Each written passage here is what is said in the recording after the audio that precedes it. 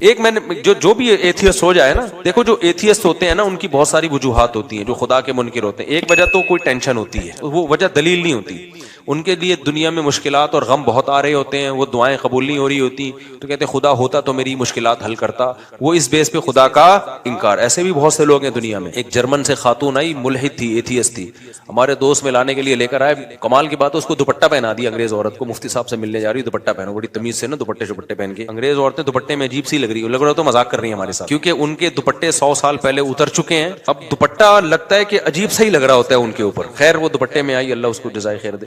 तो उसने वो खुदा की मुनकिर थी। क्यों? उसने कहा कि मैं बचपन में गॉड ने मुझसे मेरी माँ छीन ली, मुझे माँ की जरूरत थी, बचपन में मेरी माँ मर गई। तो इस गजब में उसने कहा मैं नहीं मानती अल्लाह को, खुदा को नहीं मानती, जुल्म किया मेरे साथ, जाओ हम भी नहीं मानते। तो ऐसी फजूल बात ना। खैर उसको तो जो मैंने जवाब देना था दे दिया। लेकिन ये भी होता है हमारे यहाँ, बहुत से लोग जब उनके मसाइल पूरे नहीं होते, तमन्नाएं पूरी नहीं होती, आरजुएं पूरी नहीं होती, कहते कहाँ है अल्लाह, मेरी तो शादी वहां हो नहीं रही जहां मैं चाह रहा था। ये है, इन बेसिस पे बहुत से लोगों ने खुदा का इनकार किया। मेरी तो तनख्वाह इतनी है ही नहीं, वो मेहनत कर नहीं रहा, पैसे कमा रहा है, हम तो 5 टाइम नमाज पढ़ रहे हैं, दुआएं मांग रहे हैं, तबलीग में सर रोजा लगा के देगा, बे कोई अल्लाह मल्ला माज अल्लाह नहीं है। ये होते हैं परले दर्जे के बेवकूफ। ये अल्लाह के वजूद को ऐसे मानना चाहते हैं कि अल्लाह हो लेकिन हम खुदा के खुदा हों, वो हमारा बंदा हो। इनको वो वाला खुदा चाहिए जिसके ये खुदा हो। जैसे मैंने भी मिसाल दी थी ना बयान में कि आपने बच्चा पैदा किया, आप घर में चल किसकी रही है? बच्चे की चल रही है। आपका कुछ चलता ही नहीं घर में, तो आप क्या कहते हो? यार मैंने गलती से क्या पैदा कर दिया? बाप पैदा कर दिया है ठीक है, गलती से मैंने क्या पैदा कर दिया। जैसे अंग्रेजों के यहाँ बच्चे पैदा होने बंद हो गए हैं, उनके यहाँ बाप पैदा होते हैं। तो बच्चों को आंखें दिखाई पुलिस आ जाएगी, बच्चा बाप को आंखें दिखाए इतनी जल्दी पुलिस नहीं आती, बाप बच्चे को आंखें दिखा दे फौरन पुलिस आए। वो बच्चे फिर बताते भी, अब दोबारा आंखें दिखाई, फोन देगा फोन ऐसे। एक आदमी ने मुझे खुद बताया, कह रहे मैं पाकिस्तान से अपनी फैमिली को अमेरिका लेके गया, तो मुझे गुस्सा आया बच्चे पे, किसी बात पे मैंने थप्पड़ लगा दिया उसके, बहुत बदतमीजी कर रहा था। तो उसने ये वाकया सुनाया ना, कहते हैं कि मैंने उसको थप्पड़ जैसी लगाया, मुझे पता ही नहीं, मैं तो आराम से एंजॉय कर रहा हूँ, पुलिस आई उठा के ले गई मुझे। यार बच्चा बाप को यार थाने भिजवा दे। मैं तो कहता हूँ यार आदमी की क्या गुजरती होगी। खैर कहते हैं मैं थाने से होकर आया तो मुझे बड़ा गुस्सा है, मैंने कहा मैं और लगाऊंगा एक थप्पड़, मुझे क्यों भिजवाया। चाहे मैं घर आया ना तो बच्चे को जैसी आंखें दिखाई, बच्चा क्या कहता है? फोन की तरफ। उस जमाने में मोबाइल फोन नहीं थे, ये वाले फोन का जो है वो घुमाने वाला भी नहीं, वो तो ज्यादा पुराना हो गया, लेकिन ये वाले फोन थे जो PTCL वाले नहीं होते। तो कह रहे हैं फोन की इशारा करके कहता है देख रहा है वो, कह रहे मैंने कहा भाई ये मैंने गलती से क्या पैदा कर दिया। तो वो मेरे सामने होता है, पुराना वाकया हमारी हजरत को सुना रहा था, वो मेरे सामने होता, मैं कहता भाई आपने गलती से नहीं किया, इन मुल्कों में जानबूझकर बाप पैदा हो रहे हैं, गलती से नहीं हो रहे। लॉ ऐसा है कि अब औलादें पैदा हो ही नहीं सकती हैं, कानून ऐसा बन गया है। अब यहाँ जो भी पैदा होगा, वो जो हदीस में आता है ना, अंतलिदल अमतु रब्बतहा, हदीस में आता है क़यामत की अलामात में से कि बांदी अपने मौला को, आका को जनेगी। तो मतलब ये बाप किसको जनेगा? अपने बाप को जनेगा, बेटे को थोड़ी जनेगा। मैंने कहा ये तो हदीस है, तो कुर्ब क़यामत की अलामत है, तो अब्बा जने। मेरे पास होता तो मैं समझाता। कहते फिर मैंने सोचा कि यार ये तो बड़ा मसला हो गया ना, तो बड़ा मसला हो गया, अब ये तो मेरे ही बाप बन के जिंदगी गुजारेंगे। तो कहते हैं मैंने फिर बहाने से ये किया, मैंने कहा कि तुम्हें पाकिस्तान लेके जा रहा हूँ, तो वहां फिर ऐसा भी नहीं हो सकता कि पाकिस्तान ले आओ आप, बच्चा कंप्लेन कर देगा गरीब मुल्क में लेके जा रहा है मुझे, ठीक है ना, आप नहीं ले जा सकते अपने बच्चे को अपनी मर्जी से, अमेरिकन नेशनल है वो, तो गवर्नमेंट पकड़ लेगी, बोलेगी यहाँ पैदा हुआ तो लेके कैसे जा रहे हैं वहां पे। तो कह रहे मैंने फिर बच्चों को ये कहा कि हम जरा चलते हैं घूमने, कायदे आजम का मजार देखेंगे और ये वगैरह वगैरह जो चीजें होती हैं हम ये आपको दिखाएंगे। बच्चों ने कहा ठीक है जी इंजॉय करेंगे। कह रहे जब मैं एयरपोर्ट पे लेकर आया, घर में लेकर गया मैं, उसके बाद मैंने कहा बुला पुलिस को। आगे मैं यूट्यूब की पॉलिसी के खिलाफ है, मेरे खिलाफ ना एथियस्ट बहुत सारी कंप्लेंट्स इन्होंने डाली हुई हैं, यूट्यूब को इसका चैनल बंद करो, बहुत ज्यादा कंप्लेंट्स गई हुई हैं। तो आगे उसने वो कुछ किया जो यूट्यूब की पॉलिसी के खिलाफ। बच्चे कह रहे हमारा कसूर क्या, कह रहे एंजॉय कर रहा हूँ, एंजॉय, ठीक है वैसे ही यार, बस बहुत दिन हो गए थे, समझते हो। तो अंतलिदल अमतु रब्बतहा, बांदी किसको जनेगी? अपने आका को। वो जनना शुरू, बच्चे बापों ने अपने बापों को पैदा करना शुरू कर दिया। तो मैं ये मिसाल किस पे दे रहा था? फिर दाएं पे बयान चला जाता है, यार कहाँ लेके चलते हैं बयान, ये मिसाल किस पे आई है वो बता रहा। हाँ वो बहुत बेहतरीन मिसाल में दे, शुक्र है आपने याद दिला दी, जज़ाकल्लाह। तो मैं मिसाल ये दे रहा था कि जो लोग ये कहते हैं ना टेंशन में हमारे अल्लाह ने ये भी नहीं किया, ये भी नहीं किया, तो अल्लाह कहते हैं ऐसे अल्लाह को मानने का फायदा, वो अल्लाह का इनकार कर देते हैं इस बेस पे, यार अल्लाह हमारे काम तो बना नहीं रहा, जहां मैं शादी करना चाह रहा हूँ शादी नहीं हो रही, और जहां मैं पैसे इतने कमाना चाह रहा हूं जॉब नहीं मिल रही, गुर्बत महंगाई में खर्चे पूरे नहीं हो रहे, तो दुआएं मांग के देख ली, दुआएं पूरी नहीं हो रही तो मैं नहीं मानता है माज अल्लाह ऐसे अल्लाह को। इस तरह के बहुत लोग हैं। भाई बात यह है कि जब आप अल्लाह को मान रहे हो ना, तो अल्लाह का मतलब पता है क्या है कि चलेगी उसकी, चलेगी आपकी नहीं। अल्लाह कहते हैं ऐसे वाले अल्लाह को मानो, ऐसे वाले अल्लाह। जब अल्लाह की चलेगी तो अल्लाह चाहेगा तो आपकी मर्जी की हो जाएगी शादी, नहीं चाहेगा तो नहीं होगी। अल्लाह चाहेगा तो आपको आपकी मर्जी की जॉब मिल जाएगी, नहीं चाहेगा तो नहीं मिलेगी। तो अल्लाह को मानने का मतलब अल्लाह वो है, हम अल्लाह थोड़ी हैं। तो चाहते अल्लाह की पूरी होंगी, हमारी थोड़ी पूरी होंगी, हमारी उतनी पूरी होंगी जितनी अल्लाह चाहेगा। तो अगर आपने ऐसे अल्लाह मानना है कि आप सब कुछ आपका चले, तो फिर अल्लाह कहते हैं फिर मैं किस बात का अल्लाह हो गया भाई, अल्लाह तो फिर तू है। यहाँ एक इश्काल होता है कि फिर जब अल्लाह ने अपनी ही चलानी है तो हमसे दुआओं का क्यों कहता है। एक सवाल होगा, जब अल्लाह ने मेरी वही करवानी थी जहां अब्बा चाह रहे थे, मेरी वाली तो अल्लाह ने दिलानी नहीं थी मुझे, तो फिर अल्लाह ने मुझे ये क्यों कहा कि रातों को उठ के तहज्जुद में दुआएं मांगा करो, ये क्यों कहा अल्लाह ने। अब देखो, मैं आपसे कहता हूं, मैं किसी वजीर हूं, फर्ज करो मैंने आपसे क्या एप्लीकेशन लिख के दो, एक प्रॉपर वे तरीका है। ये काम आप चाहते हो ना, आपके घर में बिजली का कनेक्शन लग जाए, गैस का कनेक्शन लगेगा तो फिर भी नहीं, लेकिन एक मिसाल दे रहा हूं गैस का कनेक्शन लग जाए तो आप एक एप्लीकेशन दो, प्रॉपर तरीके से लिख के दो, तो हम आपका वो काम कर देंगे। यहाँ दफ्तर में खड़े होकर हमारा सर खराब मत करो। होता है ना, जैसे मुझसे कोई मिलने के लिए आता है, बेवक्त आ जाए, तो मैं कहता हूँ भाई एक तरीका है, एडमिन से राब्ता करो, फिर बताओ क्यों मिलना चाह रहे हो। बाज दफा बिला वजह रिश्ते के लिए आ रहे होते हैं, हमारी शादी करा दें, तो भाई मैं नहीं शादियां कराता लोगों की, ये काम मेरा है ही नहीं। तो कोई वजह बताओगे, वो वजह माकूल वजह होगी, फिर हम टाइम दे देंगे, उस टाइम पे आ जाना। मैं तो फिर फारिग करके बैठता हूँ अपने आप को उस टाइम पे। तो लेकिन आप उस टाइम पे भी आ गए, फिर भी मैं नहीं मिल रहा, तो आपको गुस्सा आएगा ना। फिर हमें ये लंबा चौड़ा प्रोसेस बोलो, बताया क्यों था भाई, पहले उस्मान से राब्ता करो, फिर कोई मुफ्ती साहब डायरी में देखेंगे स्लॉट खाली है तो इसको दे दो, ये सारा करके भी आए तो जब मुफ्ती साहब है ही नहीं। आज मैंने जोहर में किसी को निकाह का टाइम दिया था, जोहर में मैं जामे तुरशीद में, मुझे जरूरी काम था और मुझे काम की वजह से मैं नहीं आ सकता था, लेकिन चूंकि मैंने टाइम दिया था, सिर्फ एक 5 मिनट का उसका निकाह पढ़ाने के लिए मैं इतना लंबा सफर करके आया और निकाह पढ़ा के वापस गया। मेरा 1 घंटा लगा। लेकिन क्यों, अगर मैं नहीं आता तो बुराई होती ना। ये अगला कहता है यार मुफ्ती साहब ने टाइम दिया और भाग गए। हालांकि मुझे बहुत मुश्किल हुई थी वो निकाह पढ़ाने, लेकिन मैंने कहा यार या तो टाइम नहीं देते, दिया है तो अब उसको पूरा करना है। या तो 1 हफ्ता पहले मुझे पता चल जाता ना मेरी तो मैं 1 हफ्ता पहले वो कैंसिल कर देता, लेकिन ऐन वक्त पे कैंसिल करना गैर अखलाकी हरकत है। इल्ला ये कि कोई बहुत ही इमरजेंसी हो जाए, तो ऐसी इतनी बहुत इमरजेंसी नहीं थी। कितना टाइम मैंने 5 मिनट के काम के लिए अपना बर्बाद किया, 1 घंटा बर्बाद। इस सेंस में नहीं कि वो वाकई बर्बाद, लेकिन जाहिरी लिहाज से तो बर्बाद ही हुआ ना। लेकिन बात यह है कि जब एक आम आदमी इसका ख्याल कर रहा है कि जब किसी को टाइम दिया हो तो भाई पूरा करना है, इल्ला ये कि इमरजेंसी हो जाए। एक प्रोसेस रखा है, जब आप उस प्रोसेस को पूरा करोगे तो फिर तो टाइम देना है। तो अल्लाह मियां ने भी जब ये कह दिया कि भाई ऐसे ही नहीं, बल्कि बाकायदा दुआ मांगो, 2 रकत पढ़ो, हाथ उठाओ, गिड़गिड़ाओ, मुझसे मांगो, मैं देता हूं। हमने सारा प्रोसेस पूरा कर लिया, फिर भी अल्लाह दे नहीं रहा, उसकी कहीं और हो गई, उसके बच्चे हमको मामू कह रहे हैं। फिर आदमी को गुस्सा आता है यार। ये एथियस्ट लोग बहुत से यही कहते हैं कि फिर बोला क्यों था दुआएं मांगो, जब गवर्नमेंट हमें कहती है एप्लीकेशन लिख के दो और जब तुम्हारा नंबर आएगा तो इस एप्लीकेशन पे गौर होगा तो हम ये तुम्हारा नलका लगवा देंगे। जब गवर्नमेंट नलका नहीं लगाती, हम गवर्नमेंट पे लानतें भेज रहे होते हैं यार, हमारे गटर के ढक्कन की 50 दरख्वास्तें हमने जमा करा दी हैं, गटर का ढक्कन नहीं लग रहा, करप्ट हुकूमत है, ये है वो है। तो यही होता है, फिर हम हुकूमत का इंकार कर देते हैं, बगावत पे आते हैं। तो हम अल्लाह मियां भी हमें कहा कि उदऊनी अस्तजिब लकुम, दुआएं मांगो, मैं तुम्हारी दुआओं को सुनूंगा, तुम्हारी पुकार का जवाब दूंगा। सब जूते का तस्मा भी मांगना हो वो भी टूट जाए तो मुझसे मांगो। तो अल्लाह ये तो जूते के तस्मे मुझसे मांगो और हम जनाब तुझसे जरूरी चीजें मांग रहे हैं। रोटी तो जरूरी है, रोजगार जरूरी है, और गरीबों को कितनी गालियां आजकल फेसबुक पे पड़ रही हैं। तो अल्लाह ये तो अब ये तो हमने सरोजा भी लगा लिया, हज करके दुआएं मांग ली, बैतुल्लाह के खिलाफ को पकड़ पकड़ के जितना एक्सट्रीम लेवल पे हम जा सकते थे ना चले गए। उम्रे पे गए, वहां हमने बैतुल्लाह के खिलाफ को पकड़ पकड़ के दुआएं मांगी, मगर फिर भी हमें मामू के अलावा कोई लफ्ज नहीं मिला। बहुत से लोग इस चक्कर में एथियस्ट होते हैं कि यार ये कोई खुदा खुदा माज़अल्लाह नहीं है, होता तो कुछ तो उसको तरस आता ना हमारे ऊपर। तो ये एक इश्काल होता है। पहला जवाब तो मैंने दिया है, पहला जो जवाब है ना कि आप अल्लाह को अल्लाह नहीं मान रहे, आप अल्लाह के अल्लाह बनने की कोशिश कर रहे हो, इस इश्काल का जवाब तो हो गया। लेकिन दूसरा इश्काल होता है ये अल्लाह ही के कहने पे तो हम कर रहे हैं। खूब समझ लो, अल्लाह ने जो कहा है ना कि मुझसे दुआएं मांगो तो मैं तुम्हारी हाजात को पूरा करूंगा, तो दुनिया में तो जब हम किसी को कहते हैं ना कि मैं हाजात को पूरा करूंगा, तो ईमान बिल गैब वाला मामला नहीं होता ना। सामने वाले पर लाजिम है कि हम पर ईमान लेकर आए, लिहाजा हम उसकी हाजत पूरा ना करें तो काबिले मलामत हैं।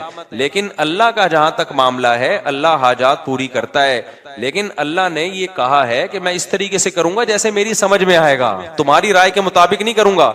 इसलिए कि मैंने अपने आप को गैब के पर्दों में रखना है।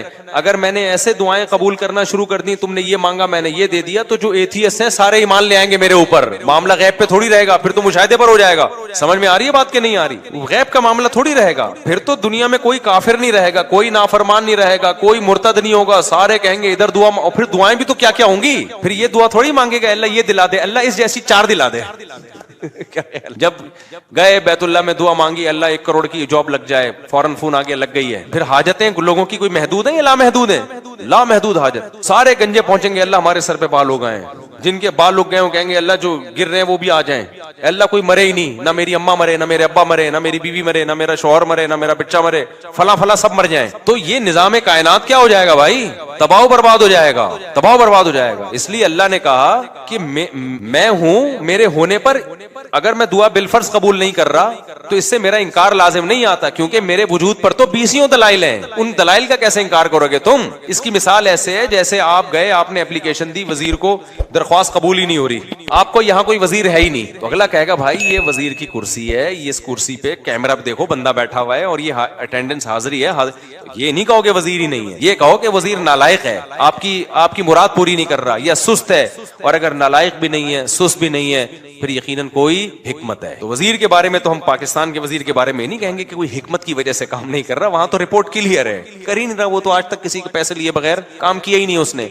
अल्लाह पे ना रिश्वत का इल्जाम लग सकता है, ना अल्लाह पे ये इल्जाम लग सकता है कि माज अल्लाह वो बंदों के काम कर करके थक गया है, तो अल्लाह के बारे में यही कहा जाएगा। और उसने दुआ कबूल नहीं की है तो भाई वो हमारा काम है फाइल जमा करा देना, और वो इस तरह से नहीं कर रहा, किसी और तरह से, वो अपने बंदों को लावारिस नहीं छोड़ता।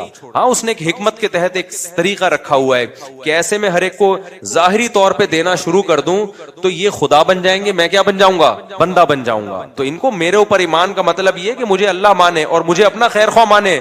मैं इनकी हाजत पूरी कर दूं तो भी पूरी करता है, नहीं पूरी करूं तो भी हाजतें पूरी करता है, ये किसी और तरह से कर देगा। हमें क्या पता भाई हमारे पर कौन कौन से हादसात आने वाले थे। आपने दुआ मांगी अल्लाह रोजगार दिला दे, रोजगार दिला दे, अल्लाह ने रोजगार नहीं दिलाया, लेकिन कोई बड़ी आफत से आपको बचा लिया। आप चाहते थे यहाँ शादी हो जाए, अल्लाह के इल्म में था भाई तेरे लिए अजाब है, ये नहीं है। बहुत से लोग, एक आदमी आया ना अपनी माशूका के बारे में बहुत दुआएं मांगता था, मुझसे भी उसने कहा नहीं हुई शादी, तो मैंने कहा यार इसी में बेहतरी होगी। कह रहे अल्लाह ये भी तो कर सकता था, इसी को बेहतर बना देता मेरे लिए। यानी अल्लाह को ये समझाया जा रहा है, मुसलमान तो ये सोच के सबर करता है यार मुझे लग रहा था ये मेरे लिए बेहतर है, लेकिन जब अल्लाह ने नहीं होने दी तो इसका मतलब ये मेरे लिए बेहतर नहीं थी, क्योंकि अल्लाह मेरा खैर ख्वाह है, अल्लाह मेरा दुश्मन नहीं। लेकिन अगला पता है क्या कहता है? यार अल्लाह को ये भी तो ताकत है ना कि इसी को मेरे हक में बेहतर बना के यही दिला भी देता और इसी को ठीक भी कर देता। इसका मतलब क्या हुआ कि आप सारा वो चाहते हो जो आप चाहते हो, तो बेहतर यही है कि अर्श पे आप खुद जाके बैठ जाओ। हमने अपने आप को अल्लाह का ताबे बनाना है। तो पैगंबरों की सीरत से ही पता चलता है, 2 किस्म के लोग हैं, एक नाफरमान और एक फरमाबरदार। नाफरमान लोगों को जब परेशानी आती है अल्लाह को बुरा भला कहते हैं, तभी तो कुरान ने मिसालें दी हैं। फिरौन पे भी परेशानी आई ना, मूसा अलैहिस्सलाम जब आए ना तो फिरौन को टेंशनें शुरू हो गई, एक दफा भी अल्लाह का नाम नहीं लिया फिरौन ने, बल्कि और बगावत में बढ़ता चला गया। कहने लगा कि जब से मूसा आया है ना माज अल्लाह, इसकी वजह से हमारे मुल्क में बदमनी शुरू हो गई है, कहत आना शुरू हो गया है। लेकिन परेशानियां याकूब अलैहिस्सलाम पर भी आई। बचपन में बच्चा गायब, रोते रहे, कहने नमाश को बस्ती व हुस्नी इल्लल्लाह, भाई मैं अल्लाह को अपना गम बताता हूँ। आलमु मिनल्लाहि मा ला तालमून, अल्लाह के बारे में वो कुछ जानता हूँ जो तुम नहीं जानते, तो मुझे यकीन है अल्लाह की इसमें कोई खैर ख्वाही होगी। क्यों? वो समझते थे कि भाई मैं, और याकूब अलैहिस्सलाम के बारे में आसमानी किताबों में लिखा है कि इतनी दुआएं मांगते थे कि उनके घुटनों पे, पेशानियों पे मोटे मोटे निशान पड़ गए थे। जिंदगी भर इतनी दुआएं मांगी, एक दफा भी मायूस नहीं हुए कि यार मैं तो मांगता रहता हूं, उधर अल्लाह ने बच्चा मिलाया ही नहीं मुझसे, और मेरी तो एक बच्चा अभी गुम हुआ है, दुआएं मांग रहे हैं, तड़प रहे हैं, आंखों की बिनाई चली गई, दूसरा भी गुम हो गया। तो कुरान ये वाकयात क्यों बताता है? क्या माज अल्लाह अपनी बुराइयां कर रहा है? सूरह यूसुफ में जब लोग कहते हैं ना एथियस्ट लोग कि हमने अल्लाह से मांगा और हमें तो कुछ नहीं मिला, तो कुरान तो कह रहा है कि याकूब अलैहिस्सलाम का बच्चा गुम गया था, उन्होंने अल्लाह से सारी जिंदगी मांगा, मिला क्या? दूसरा भी गुम गया।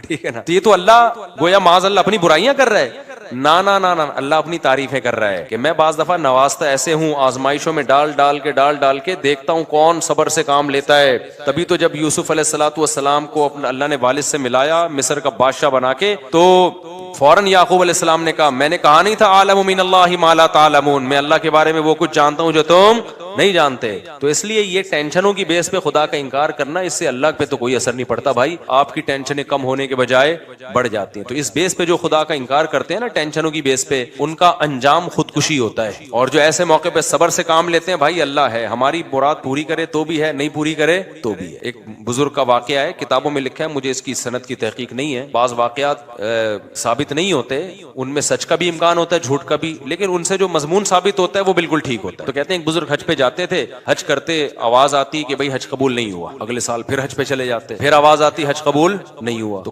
कई साल ऐसे ही होता रहा, कबूल नहीं हुआ, कबूल नहीं हुआ। तो किसी ने उनसे पूछा कि हजरत आपको हर साल हज के बाद आवाज आती है गैब से कि कबूल नहीं हुआ, तो फिर आप करते क्यों हैं? कहते हैं भाई मेरे बस में तो यही है ठीक है ना, मेरे बस में क्या है, अब मैं तकब्बुर में आ जाऊं, बोलूं कबूल अल्लाह जा, तू नहीं कर रहा तो जाओ, हम भी नहीं कर रहे। दुनिया में इंसानों के साथ तो ऐसा हो सकता है भाई, मैं 3 दफा आप किसी बंदे को मनाएंगे, मेरा उज़र कबूल कर ले, फिर भी नहीं करेगा, बोलेगा भाड़ में जा यार, तुझे मनाने के अलावा भी तो और बहुत सारे गम है ना। इंसानों के साथ ऐसा किया जा सकता है, अल्लाह के साथ ऐसा नहीं। अल्लाह को झुकने वाले लोग पसंद है भाई, गम में दिया तो गम में तसल्ली रखो, खुशियां दी तो खुशी में इतराओ नहीं, किसका शुक्र अदा करो, मेरा शुक्र अदा करो। अल्लाह को ऐसे लोग पसंद है। कुरान में अल्लाह ऐसे ही लोगों की तारीफें करता है। 2 तरह के लोग बताता है, गम में पागल हो गए और गम में सब्र किया, उन्होंने शुक्र किया तो अल्लाह ने उनके गमों को भी दूर कर देता है अल्लाह ताला, वरना उसी गम में सब्र की तौफीक दे देता है। तो वो बुजुर्ग हर दफा हज कर रहे हैं, आवाज आ रही है कबूल नहीं, कबूल नहीं, कबूल नहीं। लोगों ने कहा फिर क्या फायदा? उन्होंने कहा भाई हम तो इसके अलावा, हम तो बंदे हैं यार, हम तो करते रहेंगे। तो जब उन्होंने ये अल्फाज कहे ना, तो कहते हैं गैब से आवाज आई कि ये वाला भी कबूल है और इससे पहले जितने किए वो भी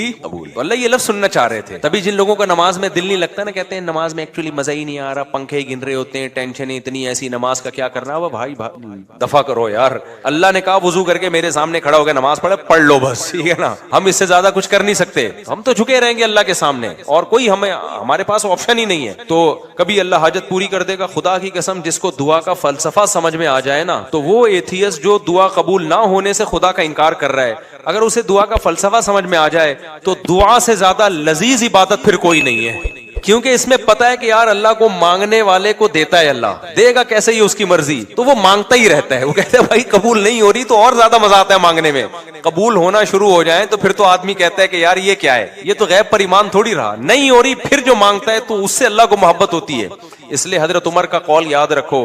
हजरत उमर फरमाते हैं, मैं जब दुआएं मांगता हूं तो मुझे इसकी फिक्र नहीं होती कबूल हो रही है कि नहीं हो रही, मुझे इसकी ज्यादा फिक्र होती है दुआएं मांगने की तौफीक मिल रही है कि नहीं मिल रही है। क्योंकि अल्लाह के से मांग रहे हो ना, अगर इसका मतलब अल्लाह के वजूद पर भी ईमान है, इस पर भी ईमान है कि हाजतें वही पूरी करता है, इस पर भी ईमान है कि उसके बगैर कुछ हो नहीं सकता, तो ये बड़ी क्वालिटी है भाई। बाकी कुछ मिले ना मिले, इसका मतलब आप कामयाब हो, चाहे नाकामी के नक्शे नजर आ रहे हो। क्योंकि अंजाम तो, असल तो एंड का एतबार है कि अंजाम कैसा होता है आपका।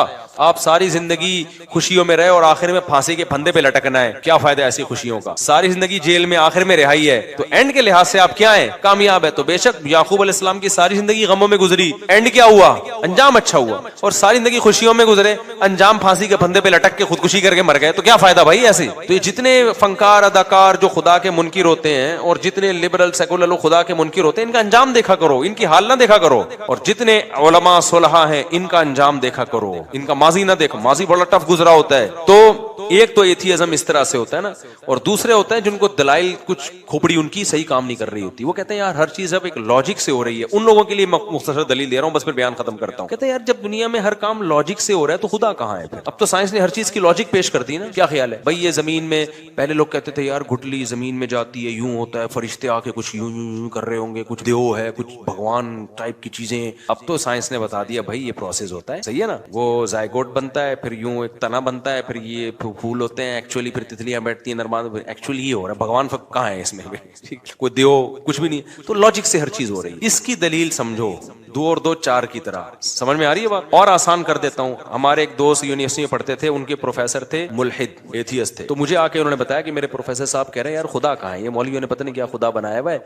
हम तो गाड़ी के एक्सेलरेटर पे जब पांव रखते हैं तो गाड़ी चलती है, जब ब्रेक लगाते हैं तो गाड़ी रुकती है। तो खुदा कहाँ है? खुदा को तो जब माने पांव एक्सेलरेटर पे रखा हुआ है लेकिन गाड़ी रुक रही है, ठीक है ना। कोई गैबी ताकत रोक रही है। उस पांव ब्रेक पे रखा है हमने, लेकिन खुदा गाड़ी को क्या कर रहा है? चला रहा है। तो यहाँ तो हर काम लॉजिक से हो रहा है। तो लॉजिक ही सब कुछ है, साइंस ही सब कुछ है। मैं समझा पा रहा हूं अपनी बात? ये वो इश्काल है जिसकी बेस पे हजारों लोग मुर्तद हो चुके हैं, इस्लाम छोड़, हजारों तो नहीं सैकड़ों तो छोड़ ही चुके हैं। और जितने भी मुल्हिद लोग हैं, चाहे ईसाइयों में, इस्लाम में तो बहुत कम इर्तिदाद है ना, ईसाइयत यहूदियत में बहुत ज्यादा है कि यार जब हर काम लॉजिक से हो रहा है तो खुदा को मानने की जरूरत क्या है? समझ में आ रही है कि नहीं आ रही है? खुदा को मानने की ये कायनात जो साइंसी उसूलों में जकड़ी हुई है, तो उसका जवाब खूब समझो। मैंने उनको फौरन जवाब, वो बड़े परेशान थे ना इस सवाल से, हमारे प्रोफेसर साहब ने कहा यार एक्सीलरेटर पे पांव रखो तो चलती है, क्योंकि चलाना है उसका काम, रोको तो क्या होती है? खुदा को जब मानेंगे जब उल्टा पुल्टा हो रहा हो, ठीक है ना, होना कुछ चाहिए हो कुछ और रहा हो। मैंने उससे कहा, उस प्रोफेसर साहब से बोलो सर काइंडली आपसे मुझे एक काम है। मैंने कहा क्लास में नहीं, बल्कि उसको छांव में लेके जाओ। मैं ऐसे ही बात करता हूँ, सर काइंडली आप जरा छांव में आ जाए। और ये भी कुरान से ही निकाला है, कुल इन्नमा अईदुकुम बिवाहिदा अन तक़ूमू लिल्लाहि मसना व फुरादा, कि ए नबी आप इनसे कहो कि तुम लोग एक एक दो दो इकट्ठे होकर गौर करो मेरी बात पे। बाज़ दफा मजमे में गौर करना बड़ा मुश्किल होता है, तो ऐसा करो जरा छांव में आ जाए। सर काइंडली आपसे मुझे क्वेश्चन है। कहने क्या? मैंने कहा अपने टीचर से छांव में ले जाके ना ठंडा करना, एकदम अफरा तफरी में नहीं। बाज दलाइल आप फेंक दोगे ना जल्दबाजी में तो ऐसे जैसे फेंक दिया आपने, सामने वाला सीरियस नहीं लेता। मैंने कहा तमीज से साइड पे ले जाके सर से एक बात करें, सर आप ये बताएं कि गाड़ी में चेंजिंग चेंजर के बगैर नहीं हो रही, लॉजिक है, ये लॉजिक की बात है ना। जब तक गाड़ी रुकी हुई है तो चलेगी जब तक चलाने के लिए कोई कुव्वत इस्तेमाल ना हो, है? जब रुकना एक कंडीशन है, ये कंडीशन चेंज होती है, गाड़ी रुकना एक कंडीशन है ना, दूसरी कंडीशन क्या है? चलना, हरकत में आना, गाड़ी का मूव होना। तो गाड़ी में मूवमेंट पैदा नहीं होती जब तक कोई मूवर ना हो, और गाड़ी चल रही हो एक कंडीशन है, रुकेगी नहीं जब तक कोई स्टॉपर ना हो। क्या ख्याल है? तो चेंजिंग के बगैर जिस चीज में चेंजिंग नहीं हो सकती तो क्रिएटिंग हो सकती है ऑटोमेटिकली खुद ब खुद। अबे क्या हो गया? देखो आप लोग छांव में आओ यार सारे ऐसे मजमे में समझो। सोच रहा हूँ आपको भी छांव में एक एक करके लेके जाऊं फिर समझो। अब मुझे एक बात बताओ, कोई पागल दुनिया में ऐसा, इसके लिए बहुत अफलातूनी की जरूरत नहीं है, खुदा के वजूद के लिए कोई बहुत बड़ा साइंसदान बनना जरूरी नहीं है। 2 और 2 4 की तरह कुछ कॉमन उसूल हैं। अब मुझे एक बात बताओ, कोई साइंसदान ये कहे कि जब तक चेंजर नहीं होगा गाड़ी में चेंजिंग नहीं होगी। कोई कहे अच्छा सर ये गाड़ी बनाई किस साइंसदान ने? कहे बन खुद ब खुद गई थी। आप बोलोगे अबे ये क्या बात कर रहा है यार तू, क्रिएटिंग तो ज्यादा मुश्किल काम है, वो खुद बन गई, अब धक्का खुद नहीं। अब जब तू बन भी खुद गई है तो चल भी खुद ले। वो उमर शरीफ का लतीफा अक्सर मुझे याद आता है, किसी ने क्लिप, हमने बचपन में ये देखा था तो अब किसी ने क्लिप भेजा था ना, तो वो बचपन में ना वो उमर शरीफ के शो देखते थे, फिर बाद में हमने तो टीवी से तौबा ही कर ली थी, उसमें फिर बेहयाई फैलना बहुत ज्यादा आना शुरू हो गई थी। मैं इसलिए कह रहा हूँ बच्चे ये न देखा करें प्रोग्राम, बचपन की बातें। तो उसमें ये था कि वो उसके जो कोई था जानने वाला ना, उसको हाँ उसको खुद भूलने की बीमारी होती है उमर शरीफ को। उमर शरीफ को किसकी बीमारी होती है? भूलने की। तो उसको भूलने की बीमारी थी, तो वो किसी के घर घुस जाता था ऐसे मजाक में, जब पिटने लगता तो बोलता भाई हम तो भूले से चले गए थे तुम्हारे घर। तो ऐसे ही किसी ने बताया कि किसी के घर में ना शलवार रह गई उसकी, ऐसी मजाक है हकीकत में नहीं, समझ लें आप। तो वो एक शख्स शलवार लेकर आ रहा है, उससे उमर शरीफ से कह रहा है ये शलवार क्या कह रही है, यानी पैगाम दे रही है ना कि तू मेरे घर में आया और कपड़े छोड़ के चला गया, इसका मतलब ये कोई गलत मैसेज दे, बता ये शलवार क्या कह रही है, ये पजामा क्या कह रहा है। वो बता रहा है भाई मैं नहीं हूँ, ये गलती से पता नहीं किसका पजामा है, मुझे क्या पता, मैं तो भूलने की बीमारी। कह रहे नहीं ये पजामा क्या कह रहा है? कह रहे जब सब कुछ पजामे से ही पूछ लेना फिर क्या कह रहा है, जब ये बता सकता है तो फिर ये किससे पूछ ले, तू पजामे से ही पूछ ले, वो तुझे बता देगा क्या कह रहा है। तो ऐसे ही मेरे भाई गाड़ी जो है, उस गाड़ी से आप खुद पूछ लो कि कमबख्त तू चल नहीं सकती है खुद ब खुद, अगर तू ऑटोमेटिकली खुद बनी है तो फिर चल भी खुद लेना। तू चलाने के लिए क्यों तुझे एक बंदा चाहिए जो इंजन स्टार्ट करके एक्सीलरेटर पे पांव रखे? ये अजीब बात है, बनी खुद ब खुद है, चलाने के लिए बंदे आएंगे तो चल भी खुद ले, चलाने के लिए क्या जरूरत है? ऐसे ही गाड़ी अगर ऑटोमेटिकली खुद से नहीं बनी, किसी साइंसदान ने बनाई है, तो साइंसदान तो और ज्यादा अजीब चीज है यार जिसने इस गाड़ी को बना दिया। क्रिएटर ज्यादा अजीब होता है जो मूजिद है, या जो बनी हुई चीज ज्यादा अजीब होती है? अच्छा मुझे बताओ, ये मोबाइल जिस साइंसदान ने बनाया, आपके को जब ये साइंसदान आ जाए ना जिसने ये बनाया, वो तो बहुत सारे साइंसदानों ने मिलकर बनाया, फर्ज करो किसी एक ने बनाया, तो आप इस मोबाइल की ज्यादा वैल्यू दोगे, साइंटिस्ट को ज्यादा वैल्यू दोगे? साइंटिस्ट को ज्यादा वैल्यू दोगे यार, ये जो ये बना सकते और पता नहीं क्या क्या बना ले यार। ये तो गाड़ी से ज्यादा वैल्यू तो उस साइंसदान की है जिसने गाड़ी को इजाद किया, तो वो तो और ज्यादा पेचीदा चीज है भाई। कमाल की बात है, वो साइंसदान इवॉल्व होके ऑटोमेटिकली उग के खड़ा हो गया वो, और जो वो चीजें बना रहा है वो उस क्रिएटर के बगैर, मूजिद के बगैर बन नहीं सकती। तो इससे पता चलता है कि भाई ये कायनात में, हम तो साइंस के इस उसूल को मानते हैं, इलॉजिकल काम कायनात में कुछ भी नहीं है। तो हम कहते हैं इलॉजिकल ये नहीं है कि कायनात का कोई खालिक है, इनलॉजिकल ये कि ये कायनात खुद ब खुद बनी है, नहीं यही बात मेरा ख्याल है। ये कहना कि ऑटोमेटिकली खुद ब खुद बन गई, ये इलॉजिकल बात है, क्योंकि कायनात में इलॉजिकल काम नहीं होता। तो ये इलॉजिकल कैसे हो गया कि जो कायनात हरकत नहीं कर सकती तो वो खुद बंद कैसे सकती है? न्यूटन ने कहा था ना, जो चीज हरकत में हमेशा हरकत में रहेगी जब तक कोई उसको रोकेगा नहीं, जो रुकी हुई हमेशा रुकी रहेगी जब तक कोई चलाएगा नहीं। न्यूटन अगर होता तो मैं छांव में ले जाता उसको। मैं कहता सर एक चीज आप कहना भूल गए कि ये कायनात अगर नहीं है तो जब तक कोई हो, जो चेंजर के बगैर न्यूटन के कानून का लॉ का हासिल ये है कि चेंजर के बगैर चेंजिंग मुमकिन नहीं है। मैं कहता सर एक जुमला अपने लॉ में और बढ़ा दें कि जब चेंजर के बगैर चेंजिंग नहीं है तो काइंडली एक और साइंस का लॉ आप बढ़ा दें, ताकि ये हमारे यूनिवर्सिटियों के लोग जो अल्लाह रसूल को नहीं मानते आपको बहुत मानते हैं, वो एक जुमला बढ़ा दें कि क्रिएटर के बगैर क्रिएटिंग भी नहीं हो सकती। तो न्यूटन ने नहीं बढ़ाया क्योंकि मजहब न्यूटन का टॉपिक नहीं था, लेकिन कुरान ने बढ़ाया है बार बार कि जिस कायनात में चेंजर के बगैर चेंजिंग नहीं हो सकती, क्रिएटर के बगैर क्रिएटिंग का अमल कैसे हो गया? साफ पता चलता है, इसी लॉ से पता चलता है कि भाई न्यूटन का ये आधा लॉ पढ़ाया जा रहा है। क्योंकि आगे पढ़ा देंगे ना तो पता है नतीजा क्या निकलेगा, क्योंकि जब क्रिएटर के बगैर क्रिएटिंग नहीं हो सकती तो फिर बहुत सारे मसाइल खड़े हो जाएंगे सब सारी दुनिया के लिए। वो ये कि फिर क्रिएटर है कौन? यहां से इंसान नजरें चुराना चाहता है कि क्रिएटर को बीच में लेकर आए तो फिर खुदा को मानना पड़ेगा, खुदा को माना तो रसूलों को मानना पड़ेगा, आसमानी किताबों को मानना पड़ेगा, फिर मजहबों को मानना पड़ेगा, फिर कौन सा मजहब सही है कौन सा गलत है इसको मानना पड़ेगा। फिर जब सही मजहब तक पहुंचेंगे तो फिर मजहब ने क्या कहा है, हलाल क्या है हराम क्या है, जिना हलाल है लीगल है इल्लीगल है, शराब लीगल है इल्लीगल है, ये सारी चीजें माननी पड़ेंगी।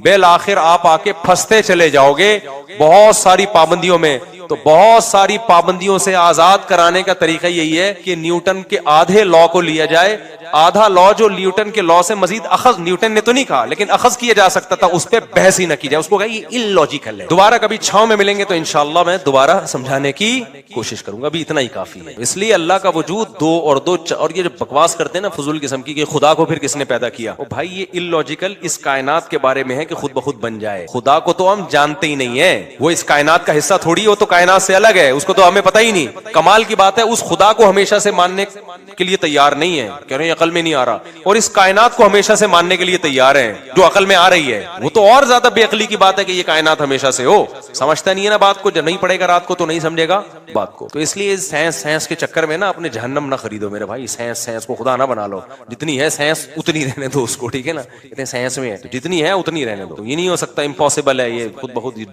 धमाके और सूरज चांद सितारे और इंसान और ये वसीम भाई कलीम भाई। मैं वसीम की मिसाल से देता हूँ कि इंसान का लफ्ज भी मुबहम है, कहते हैं इंसान बन गया, अब वसीम को देखो अलग से ले जाके, यार ये कैसे बन गया यार, ये फिर आएगा नहीं भाई, ना गफ्फार बन सकता है, ना सुबुक्तगीन बन सकता है, ना वहीदा बन सकती है, ना नसरीन बन सकती है खुद ब खुद, ये नहीं हो सकता, इट इजंट पॉसिबल, ठीक है। तो अपने ईमान को मत बिगाड़ो, ये अहम बात थी। और एक और बात बयान में रह गई थी, हाँ, तो इसलिए मैं कहता हूँ कुरान ने इस टॉपिक को बहुत ज्यादा छेड़ा है 3 हफ्ते से मुसलसल यही, और इस टॉपिक को कि तुम्हें आखिरत में हिसाबो किताब देना है, मौत के बाद जिंदगी है। तो अब मैं बहुत परेशान होता हूँ कि यार नजरियाती इस्लाह तो मैं करता रहता हूँ, अमली इस्लाह की तरफ भी अब आना चाहिए। भाई नजरिया तो बन गया, अल्लाह भी है तो क्या करें, तो हैं तो वैसे के वैसे ही, जब अल्लाह को मानते थे तो भी वैसे ही थे। मुसलमान जब अल्लाह को नहीं मानता तो जैसा होता है, मानने के बाद भी, बोलो, सुबह भी पहले भी 2 पराठे खा रहा था, अल्लाह को मानने के बाद भी क्या करेगा, 2 पराठे खाएगा। पहले भी गुटखा खाता था, अल्लाह को मानने के बाद भी क्या करेगा, गुटखा खाएगा। जब अल्लाह पे ईमान नहीं था तो भी जुम्मा पढ़ लिया करता था, हो सकता है मे भी, हो सकता है अल्लाह निकल आए क़यामत के दिन, तो हफ्ते में 1 दिन नमाज पढ़ लो। जब अल्लाह पे ईमान ले आया दलाइल की दुनिया में तो भी क्या कर रहा है, जुम्मा ही पढ़ रहा है। तो इसलिए इतना काफी नहीं है कि हम अपने नजरियात की इस्लाह करें, इंसान को तरबियत के लिए प्रैक्टिकली इस्लाह की जरूरत है। हमारे नबी ने सहाबा से रोजे रखवाए हैं, हमारे नबी ने सहाबा से ख्वाहिशात की कुर्बानी दिलवाई है, मैदान जंगों में लाके लड़वाया है सहाबा को। तो इंसान की इस्लाह सिर्फ बयानात सुनने से नहीं होती मेरे भाई, ये भी एक बहुत बड़ा हिस्सा है, प्रैक्टिकली कुछ करना पड़ता। कुल इन्नमा, कह दीजिए, इन्नमा, मैं सिर्फ, अईज़ुकुम बिवाहिदतिन, तुम्हें सिर्फ एक नसीहत करता हूँ। ये तबलीग का एक बड़ा ही निराला अंदाज है और कुरान की बलागत और इस्लाम के बरहक होने की एक बेहतरीन दलील है। और जिसको इस्लाम समझ में आ गया मगर अमल की तौफीक नहीं मिल रही, उसके लिए भी इसमें बेहतरीन दलील भी है और तरगीब भी है। देखें, जब हम किसी को समझाते रहते हैं, नसीहत करते रहते हैं, तो बहुत बातें जब जमा हो जाती हैं तो फिर कुछ भी समझ में नहीं आता, ऐसा ही होता है ना। इस्लाम ने भी बहुत बताया हमें, ये नहीं करो, ये करो, ये हराम है, ये हलाल है, आखिरत है, तौहीद है, रिसालत है, नमाज कायम करो, अल्लाह के हुकूक पूरे करो, मखलूक के हुकूक पूरे करो, बहुत सारी बातें हैं। उन बातों को याद रखना भी मुश्किल, फिर उन बातों पे एतराज़ात होते हैं, इस्लाम ने ये कहा है, इसका ये क्यों कह दिया, इसमें तो ये है, ये तो यूं भी हो सकता था। 10 किस्म की टेंशन है। तो ये सारी टेंशनें आज की नहीं है, ये बड़ी पुरानी है। रसूलुल्लाह सल्लल्लाहु अलैहि वसल्लम भी जब समझाते थे तो वो 10 किस्म की पखें निकालते थे वो लोग। कभी कहते थे कि ये मजनून है, कभी कहते थे इनके कुछ जाती मफाद हैं, इनको सरदारी चाहिए, कभी कहते थे कि खाते पीते भी हैं, पैगंबर हैं तो खाते पीते क्यों हैं, ये तो कोई मावराउल अकल मखलूक होनी चाहिए। कभी कहते हैं कि इनके हाथ पे चश्मे जारी क्यों नहीं हो जाते, ये बाजारों से खरीदारी क्यों करते हैं, या कुलु ताम वयमशी फिल अस्वाक, खाना खाते हैं, बाजार में खरीदारी करते हैं, हमारी तरह के इंसान हैं। लौला उनज़िला हाज़ल क़ुरआनु अला रजुलिम मिनल क़रयतैनि अज़ीम, अगर ये कुरान नाजिल होना था तो एक यतीम पे नाजिल क्यों हो रहा है। बस्तियों में ताइफ और मक्का में बड़े बड़े सरदार मौजूद हैं जिनकी एक बड़ी वजाहत है, पैसा भी है, इज्जत भी है, उन पे क्यों नहीं आ गया, इन्हीं को क्यों सिलेक्शन हुई इनकी। तो ये मक्का में मुसलसल 10, 12, 13 साल यही बहस, ये क्यों नहीं, ये क्यों नहीं, ठीक है ना। बातें भी इंसान थक जाता है ना सुन सुन के भी। और कुरान कहता है कि ये जो बातें कर रहे हैं ना, ये कोई नई बातें नहीं है, हर पैगंबर के साथ इसी किस्म की बातें की गई हैं। जब भी कोई पैगंबर आए तो यही कहानियां थी लोगों के पास। हमारी तरह के इंसान हैं, खाते पीते हैं, शादी भी करते हैं, बच्चे भी पैदा होते हैं, बीमार क्यों हो रहे हैं, ठीक है ना। शख्सियत पे भी एतराज, अच्छा जो शख्सियत पे एतराज होते हैं उनकी नौयत भी सबकी एक ही जैसी। हर पैगंबर पे ये एतराज किया गया, खाते पीते क्यों हैं, हमारी तरह के इंसान हैं, इनके पास ताकतें क्यों नहीं हैं। फिरौन हजरत मूसा के वो कहता था लौला उनज़िला अलैहि अस्विरतुम मिन ज़हब, इनके हाथ में सोने के कंगन क्यों नहीं है, ये गरीब क्यों हैं। अम अना खैरुम मिन हाज़ल्लज़ी हुवा महीन, लोगों मैं ज्यादा बेहतर हूँ, मेरे पास वसाइल हैं, असबाब हैं, मिस्र की हुकूमत है। हादिहिल अनहारु तजरी मिन तहती, मेरे महल में दरिया बहते हैं, इनके पास तो कुछ भी नहीं है। ये जात पर एतराज कि ये इस काबिल नहीं है कि इनको कोई सरदारी दी जाए, क्योंकि पैगंबर का मतलब कौम का लीडर। जब किसी को पैगंबर मान लिया तो सबकी सरदारी बोले ना खत्म, क्योंकि पैगंबर मानने का मतलब ये कि अल्लाह के नुमाइंदे, तो जो बात ये कहेंगे वो किसकी होगी, अल्लाह की। तो अल्लाह के आगे कोई है फिर ना कोई वडेरा है, ना कोई सरदार सदर, ना कोई वजीर आजम है, ना कोई सदर है। फिर तो बीवी के आगे शोहर की वैल्यू नहीं, शोहर के आगे बीवी की नहीं, इतनी जितनी अल्लाह ने इजाजत दी है। ला ताअता लि मखलूकिन फी मासियतिल खालिक, खुदा की नाफरमानी में मखलूक की नहीं चलेगी। मखलूक वहां तक ऑर्डर कर सकती है जो अल्लाह के हुक्म के खिलाफ ना हो, और नबी जो बात करेंगे वो किसकी तरफ से होगी, अल्लाह की तरफ से। तो फिरौन कहता था कि सरदारी, अगर अल्लाह ने किसी को जमीन में सरदार बनाना था, किसी को काबिल इत्तिबा बनाना था तो मुझे बनाता, हामान को बनाता। ये तो यतीम, ये तो एक मिस्कीन है। नूह अलैहिस्सलाम को भी यही ताना दिया गया। तो कुछ ताने थे जो जात को दिए जाते थे, जात के इनमें एबिलिटी नहीं है, इनमें काबिलियत नहीं है, ये अल्लाह की तरफ गलत निस्बत है कि हमें बनाया। अल्लाह बनाता तो इनको ना बनाता, इनमें ये सलाहियत नहीं है, ये तो हमसे भी ज्यादा मोहताज हैं बात चीजों में। तो कुछ एतराजात किस पर होते, जात पर, इनमें काबिलियत नहीं है। कुछ एतराजात फॉलोवर्स पर होते कि जो इनको फॉलो करने वाले लोग हैं वो भी ऐसे लोग नहीं हैं कि अगर ये हकीकत में पैगंबर होते, वाकई सच्चे होते, लीडर बनने के लायक होते, तो इनको जो फॉलो करने वाले हैं वो ये ना होते बल्कि वो वाले लोग होते। कौन फॉलो करता है इनको, गरीब फॉलो क्यों कर रहे हैं इनको, सारे कौम के गरीब गुरबा जो इस जमाने के रक्शे वाले बेचारे, कोई जूता गांठने वाला, कोई गोला गंडा बेचने वाला, इस जमाने के लिहाज से तो यही गरीब होंगे ना, तो उस जमाने का जो भी गोला गंडा होता होगा वो वही जानते हैं। सारे कौम के गरीब गुरबा इनके गिर्द आके क्या हो गए हैं, बोलने पर गवर्नमेंट ने पाबंदी लगाई है, इकट्ठे हो गए। तो ये गरीब गुरबा किस्म के लोग जो कौम के नाकाम लोग हैं, इनका इनके गिर्द जमा होना खुद इसकी अलामत है कि ये सही लोग नहीं है। और दलील में वो ये पेश करते, लौ काना खैरन मा सबकूना इलैहि, ये कुरान की आयत है कि अगर इस्लाम और मोहम्मद सल्लल्लाहु अलैहि वसल्लम की दावत में कोई खैर होती तो ये गरीब लोग हमसे पहल ना करते, बल्कि हम उसमें फ्रंट लाइन पे होते। सबसे आगे कौन होता, हम होते, क्योंकि दौलत के मामले में दौलत भी खैर है ना, भलाई है, फायदे की चीज है, तो उसमें हम सबसे आगे हैं। तो इसका मतलब हमें ज्यादा पता है कि फायदे की चीज क्या होती है और नुकसान की चीज क्या होती है। इनको अगर पता होता तो गरीब क्यों होते।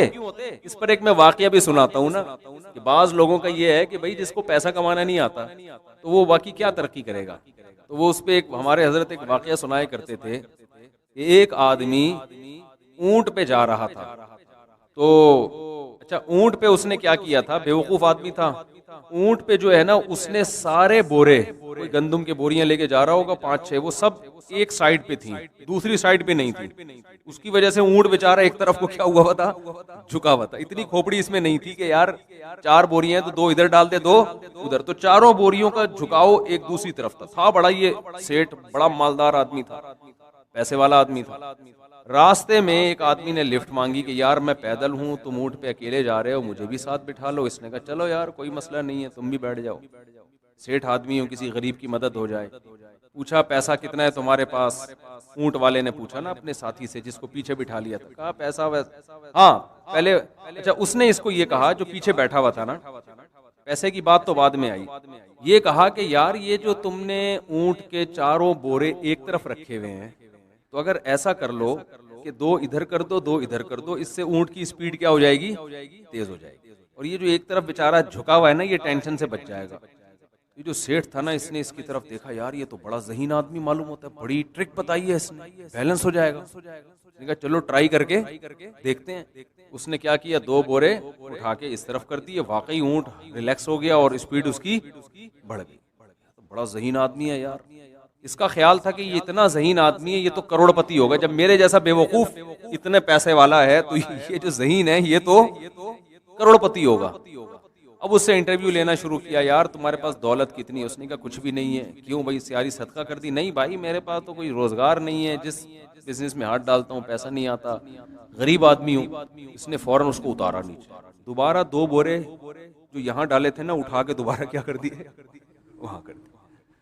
उसने कहा भाई अगर तू वाकई ज़हीन होता ना तो तेरे पास पैसा होता, और तेरे मशवरों पर मैं अमल करूंगा तो मेरा भी बेड़ा गर्क हो जाएगा, लिहाजा जैसे मैं चल रहा था ना वही ठीक, तेरे मशवरों पर मैं अमल नहीं करूंगा। तो ये भी एक लोगों के दिमाग में एक बात बैठ गई है कि जिसके पास ज्यादा पैसा है वो क्या है, ज़हीन।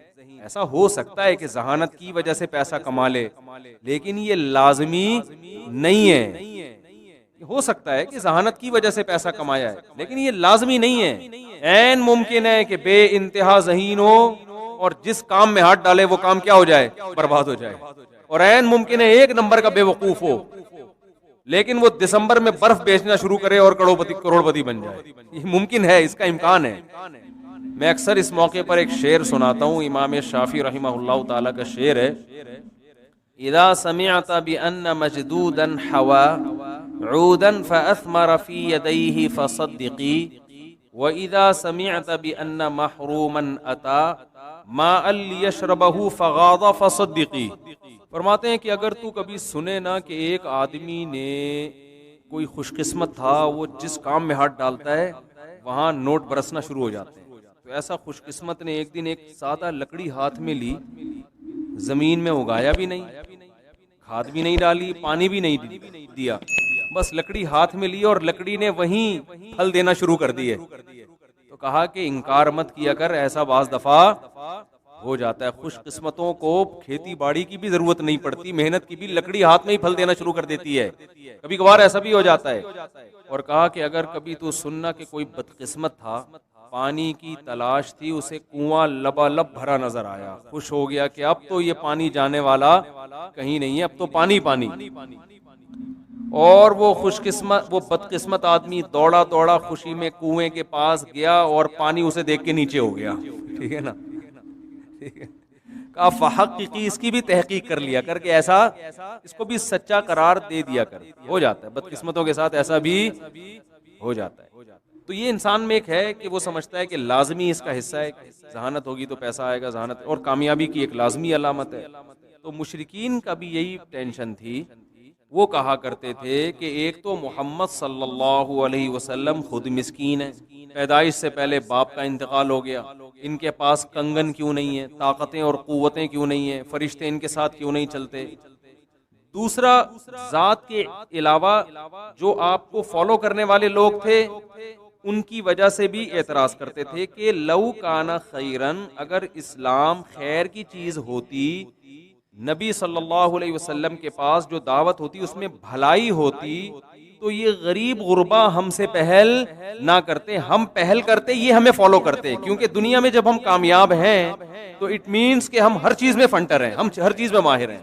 मैं समझा पा रहा हूं अपनी बात कि भाई गरीब लोगों का इकट्ठा होना इसकी अलामत है कि इस दावत में जान नहीं है। पैसे वाले लोग जो ज़हीन होते हैं, जिनका लिबास अच्छा होता है, जो पर्सनैलिटी होती है, सारे रक्शे टैक्सी चलाने वाले और जूते गांठने वाले और टमाटर और आलू बेचने वाले, ये जिस जात के गिर जमा है वो जात तमाम इंसानों की सरदार नहीं हो सकती। इतनी बड़ी पर्सनैलिटी के गिर्द बहुत ऊंची पर्सनैलिटी के लोग आने चाहिए। यानी भाई पैगंबर से बड़ी पर्सनैलिटी तो कोई भी नहीं होती ना, तो इनके गिर्द जो लोग होने चाहिए वो भी हाई प्रोफाइल होने चाहिए। दो चार मालदार तो थे, वो तो नबी के अबू बकर बड़े मालदार थे, कौम के सरदार भी थे, वो चंद एक हैं, ज्यादातर कौन से हैं? हजरत उस्मान भी बहुत मालदार थे, लेकिन ऐसे लोग क्या थे? थोड़े। जबकि दूसरी पार्टी जो मोहम्मद सल्लल्लाहु अलैहि वसल्लम के अगेंस्ट लोग थे, उनमें पढ़े लिखे लोग, दौलतमंद लोग, सरदार लोग ज्यादा, जिनको कौम पहले से फॉलो करती आ रही थी, लीडरशिप, जिनमें लीडर बनने की सलाहियत थी, वो मुखालिफ सिमत में ज्यादा थे। तो ये इनका दूसरा एतराज था कि आपको ऐसे लोग फॉलो क्यों करते हैं। बाज लोग ये कहते थे, अच्छा ये एतराज भी हर पैगंबर पे किया गया है, कुरान कहता है कि इनको फॉलो करने वाले लोग गरीब गुरबा ज्यादातर क्यों हैं। ये एतराज कुरान कहता है कि सिर्फ मोहम्मद सल्लल्लाहु अलैहि वसल्लम पर नहीं हुआ, बल्कि अल्लाह आपको तसल्ली देता था कि ये वही बातें जो पिछले पैगंबरों के साथ भी हो चुकी हैं, और ये सब एक दूसरे को फॉलो करते आ रहे हैं इन बातों में। ये सब इन्हें क्राइटेरिया बनाया हुआ है कि गरीब ज्यादा जहां होगा वो सही नहीं होंगे वो लोग। अच्छा, इनमें जो थोड़े से कम दर्जे के मुतशद्दिद थे इस्लाम दुश्मनों में, मुशरिकीन में, वो ये कहते थे कि हमें नबी की जात पर एतराज नहीं है, यानी जाती एतराज कि आप मिस्कीन क्यों हैं, आप गरीब, ये चलो हम इग्नोर कर देते हैं इसको, और आपको फॉलो गरीब लोग कर रहे हैं, हम इसको भी इग्नोर करने के लिए तैयार हैं। लेकिन बात यह है कि अगर हम इन गरीबों के साथ आके आपकी महफिल में बैठेंगे तो ये हमारी बेइज्जती है, क्योंकि सरदारों की महफिल हमेशा भाई बिजनेस क्लास अलग सफर होता है, इकोनॉमी का सफर जहाज में ऐसे ही होता है ना, और ट्रेन में भी, बसों में भी। W11 में कोई फर्क नहीं है अल्हम्दुलिल्लाह। W11 एक ऐसी चीज है, अमीर गरीब का फर्क उसने क्या कर दिया है, खत्म कर दिया है, ठीक है ना। बल्कि उसमें चौधराहट उसकी होती है जो वहां ड्राइवर बना हुआ बैठा होता है ना, वो चाहे कितने चलते हुए कितने बस से लोग छत से गिरा दे, ये उससे कोई पूछने वाला नहीं। कितने लोगों की जेबें कट जाए रास्ते में, कितने के मोबाइल गुम हो जाए, कंडक्टर कितनी भरी हुई हो, कंडक्टर एक दरवाजे से घुसेगा दूसरे से निकल जाएगा, और अब उसकी जेब भी नहीं कटती। कमाल की बात ये, ठीक है ना। इससे पता चलता है कि शायद आपस में कोई इनके ताल्लुकात हो जेब, मैं दावा नहीं कर रहा, लेकिन वहम होता है बहरहाल कि इसकी जेब कभी नहीं कटी, ना ड्राइवर की जेब कटी है तो हमेशा। मैं एक दफा W11 में था, या पता नहीं इसी ऐसी किसी मस्जिद में, तो मेरी जेब में 500 रुपए पड़े थे। मैं तालिब इल्म था, मेरे लिए 500 भी उस वक्त बहुत होते थे, और उस वक्त 500 की वैल्यू भी थी। तो मैं बार बार ना जेब को यूं देख रहा था कि मुझे था, अच्छा बस तकरीबन खाली थी, तो मैं जेब पे हाथ लगा के ना कि ये कोई निकाल ना ले, तो मैं बड़े तसल्ली से मैंने चेक किया, उतरा हूँ, जेब में हाथ डाला तो नहीं, तो मेरा चेक करना ही जेब कटने का जरिया बन गया। उसने निकाल लिया, मैं हैरान हुआ कि यार बंदा दूर बैठा हुआ था, वो अचानक उसने किया कैसे। खैर ये तो हमारी आपस की बातें। तो जो थोड़े से मोतदिल थे वो कहते थे चलो हमें आपकी शख्सियत पर भी एतराज नहीं है, ठीक है, गरीब को अल्लाह ने बना दिया, मिस्कीन को अल्लाह ने सरदार बना दिया, और हमें इन पर भी कोई एतराज नहीं है, गरीब गुरबा लोग आपके गिर्द इकट्ठे हुए हैं, लेकिन हम आपकी दावत पर लब्बैक उस वक्त कहेंगे, आखिरी दर्जा ये है कि हमारे लिए इन गरीबों को हटा दिया जाए। जब हम आए तो ये गरीब यहाँ पर नहीं बैठे, ये आपके गिर्द नहीं होने चाहिए। जैसे जुम्मे का खुतबा होता है ना, जुम्मे की तकरीर होती है, तो नबी सल्लल्लाहु अलैहि वसल्लम का असल खुतबा नसीहत तो जुम्मे के दिन होती थी। एक तो है कि नबी अलग से मालदारों के पास जाए, वो तो ठीक है, किसी कौम के को अलग से दावत देना, गरीबों के पास जैसे तबलीग वाले डॉक्टरों की अलग तबलीग होती है, उनकी ताजिरों के लिए अलग जोड़ होता है, वो ठीक है, लेकिन एक उमूमी दावत में फर्क नहीं होगा। जैसे उमूमी दावत जुम्मे के दिन होती है ना, वो तो सबके लिए है, या पैगंबर एक उमूमी बयान कर रहे हैं, या मैं जैसे यहाँ पर ये करूं, भाई ये 17 ग्रेड के ऑफिसर जरा यहाँ तकिया लगा के बैठे हैं और सारे जो कोई गोले गंडे वाला है तो वो जरा बाहर चला जाए, तो उनका ये ख्वाहिश होती थी। तो उनकी ख्वाहिश थी कि भाई ये हम इनके साथ नहीं बैठेंगे। ये वो लोग थे जो बाकायदा चाह रहे थे कि हम भी नसीहत हासिल करना चाहते हैं, लेकिन एक शर्त हमारी आपको माननी पड़ेगी। तो कुरान ने मोहम्मद सल्लल्लाहु अलैहि वसल्लम सैयदुल अंबिया को बताया कि ये काम भी हर एक ने किया है। जितने पैगंबर आए हैं तो उस कौम के जो वडेरे और मालदार लोग होते थे वो ये मुतालबा करते थे कि इन गरीबों को अपनी महफिल से आप दूर कर दें, कम से कम हमारे साथ, हम इनके साथ नहीं बैठेंगे, हमारे लिए अलग मस्जिदें बनेंगी, हमारे लिए अलग इबादत खाने होंगे, हमारे लिए अलग सफ़ें बनेंगी, इनके साथ हम नहीं बैठ सकते। तो अल्लाह ने फरमाया, नबी सल्लल्लाहु अलैहि वसल्लम को हुक्म दिया, वला ततरुदिल्लज़ीना यदऊना रब्बहुम बिलगदाति वल अशिय्यि युरीदूना वजहा मा अलैका मिन हिसाबिहिम मिन शैइन फततरुदहुम फतकूना मिनज़ ज़ालिमीन। क्या आपको इन गरीबों को अपनी महफिल से धुतकारने की हरगिज इजाजत नहीं है। देखो, नबी धुतकारना क्या होता है, चलो हटो यहाँ से, नबी ये कर ही नहीं सकते थे कि धुतकारें। नबी एक रिक्वेस्ट कर सकते थे कि भाई तुम लोग थोड़ी देर के लिए वहां चले जाओ। इस रिक्वेस्ट करने को, इस दरख्वास्त करने को कुरान ने धुतकारने से ताबीर किया है कि आप अगर मोहब्बत से भी इनसे कहेंगे ना चले जाओ, तो अल्लाह ये समझेगा जैसे धक्के देके निकाल रहे हैं आप इनको। ये कुरान की बलागत है कि यानी अल्लाह की नजर में ये जुर्म इतना बड़ा होगा जैसे किसी को धक्के दे के अपनी महफिल से निकाला जाता है, तो आपको ये निकालने की इजाजत नहीं है। मा अलैका मिन हिसाबिहिम मिन शैइन। रहा ये मसला कि ये तो गुर्बत की वजह से हो सकता है इस्लाम को फॉलो कर रहे हो, इखलास ना हो कि यहाँ कुछ थोड़ा सा इनको चांस हो, कुछ मिल जाएगा, हम मुसलमान होंगे तो हो सकता है कोई मुसलमान ज़कात सदका दे दे। तो अल्लाह ने फरमाया, ए नबी, इनका हिसाब आपके ऊपर नहीं है, इनके दिल में क्या, ये आपसे सवाल नहीं होगा, आप अल्लाह के हुक्म के मुकल्लफ हैं। जो ऑर्डर आपको किया जा रहा है आपने उसको फॉलो करना है। इनकी दिलों में और नियतों को झांक के देखने की आपको इजाजत नहीं है। क्या आप इनके दिलों में झांक के देखें तो ये जो गलत है कौन है, सही कौन है, फततरुदहुम, और इस बेस पे आप इनको निकालें। अगर ऐसा आपने किया तो आप अल्लाह की नजर में आपका शुमार जालिमों में होगा। बात आ रही है समझ में? क्या इस्लाम की दावत है यार, 2 और 2 4 की तरह। भाई जिसने आना है, नहीं आना दफा हो जाए, ठीक है ना। उसूल और जाब्तों पे समझौता नहीं होगा। क्यों? वजह उसकी ये है, पहले मैं एक और इस पर आयत सुना दूं। कुरान कह रहे हैं नूह अलैहिस्सलाम को भी ये ताने मिले हैं कि गरीब, पहले तो ये कि ये खुद गरीब है नूह अलैहिस्सलाम, फिर दूसरा गरीब क्यों फॉलो कर रहे हैं इनको। चलो हम इसके लिए भी तैयार हैं। आखिरी दर्जे में कुछ लोग कहते थे इन गरीबों को हटा दो, तो कुरान कह रहे हैं नूह अलैहिस्सलाम ने फरमाया, या कौमी मन यंसुरुनी मिनल्लाहि इन तरद्तुहुम, कि अगर मैंने इनको अपनी महफिलों से हटा दिया तो मुझे अल्लाह के अजाब से फिर तुम बचा लोगे क्या? तुम मुझे श्योरिटी दो, गारंटी दो, तो मैं इनको हटा दूंगा। मैं इसको इतनी ताकीद से क्यों बयान कर रहा हूं? आज तबलीग के लिए उसूलों पे समझौता हो जाता है।